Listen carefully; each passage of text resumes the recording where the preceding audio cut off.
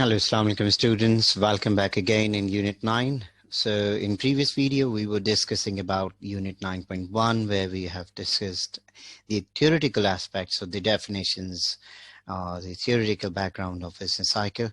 Now our unit is Unit 9.2, which is phases of business cycle, where we will going to learn how to draw the business cycle.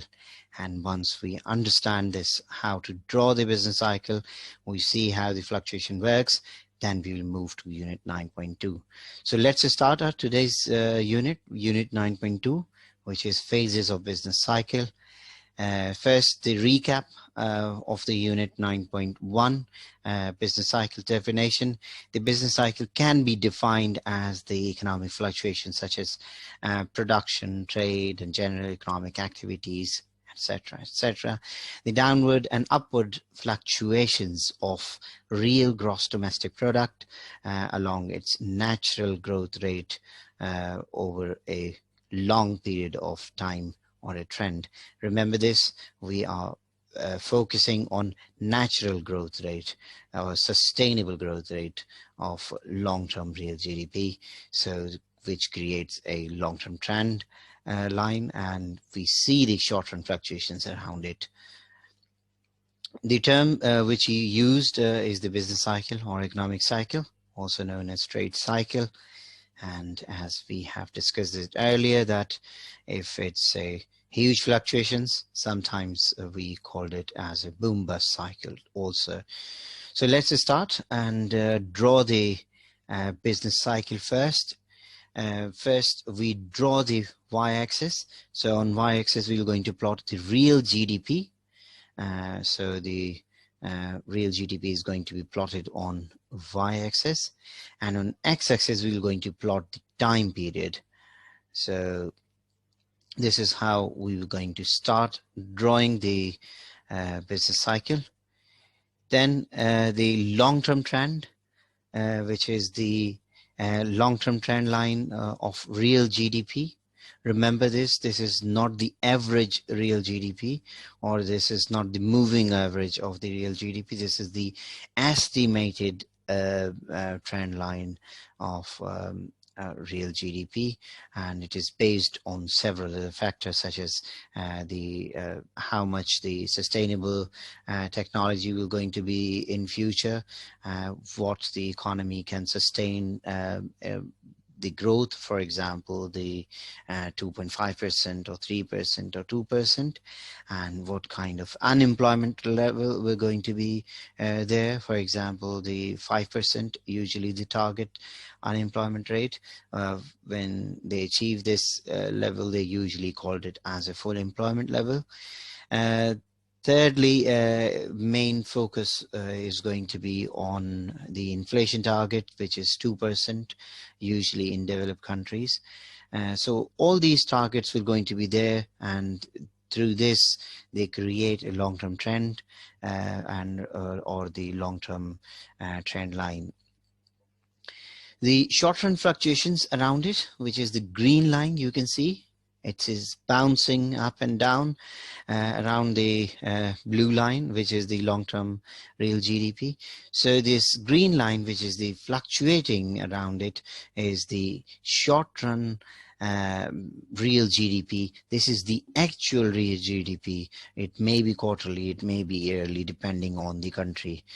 Like in Pakistan, we don't have the quarterly GDP, so we plot it on a real GDP, actual real GDP in yearly basis, while like UK or USA, those countries who are developed and has the quarterly real GDP available, so they plot the quarterly real GDP to gauge their economic activities.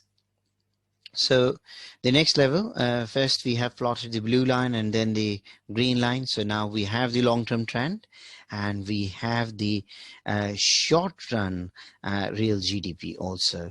So if we go back on the recap of the definition, remember this, they are saying the downward and upward fluctuations, and it is along its natural rate of long-term period. So what is this long-term? that is the long-term line, and short-run fluctuations is the blue line, sorry, green line, and this is the actual real GDP, which is moving around.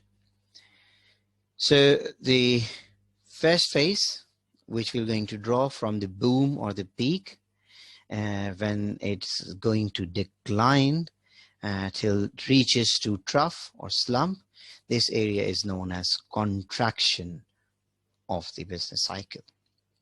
So this is the first phase, contraction. So when contraction ends, this is basically your trough or slump. And from trough or slump to peak, you can say that the expansion will come. The time period where the short-run fluctuations, you can see that there is a fall in the real GDP or short-run real GDP. The red arrow, you can see that is also known as recession. Now moving to the next major part. This is the first part, contraction, which we have discussed. Now the expansion part, which is from the trough to the peak.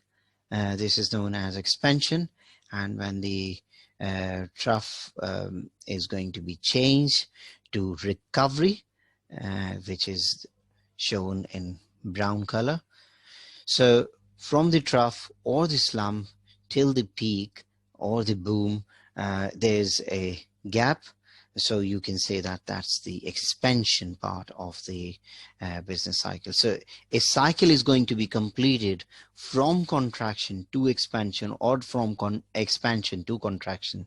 So these two major parts we will going to discuss later on. So this is how we were going to draw.